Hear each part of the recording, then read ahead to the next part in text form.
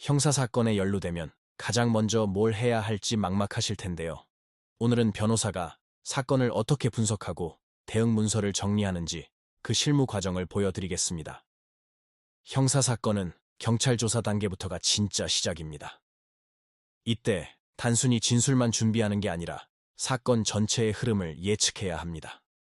예를 들어 절도나 성범죄, 보험사기 같은 사건들은 범죄 유형마다 핵심 쟁점이 다릅니다.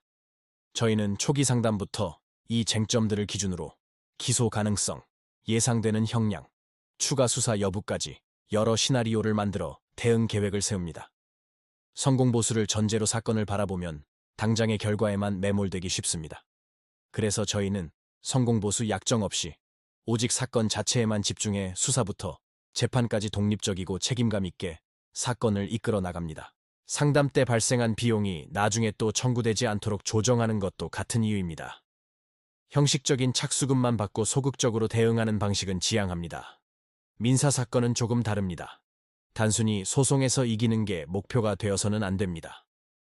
돈을 실제로 돌려받을 수 있느냐, 즉 집행 가능성이 가장 중요하죠. 그래서 저희는 소송을 시작하기 전부터 상대방의 재산을 파악하고 채권 추심과 강제 집행까지 이어지는 전체 과정을 설계합니다. 특히 부동산 분쟁이나 전세 사기 사건에서는 공인중개사 자격을 가진 변호사가 직접 계약서의 함정과 권리관계를 분석해 실질적인 해결책을 찾습니다.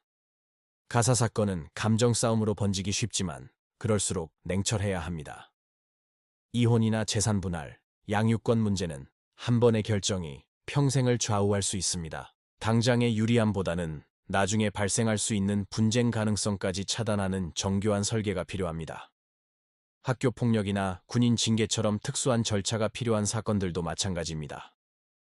각 유형에 맞는 맞춤 대응 구조가 필수적이죠. 사건은 여러 분야가 복잡하게 얽히는 경우가 많습니다. 출입국 문제와 형사 절차가 동시에 진행되기도 하죠.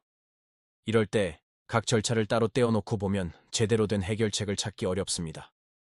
저희는 형사, 민사, 행정 절차를 하나의 흐름으로 보고 종합적인 해결책을 제시합니다.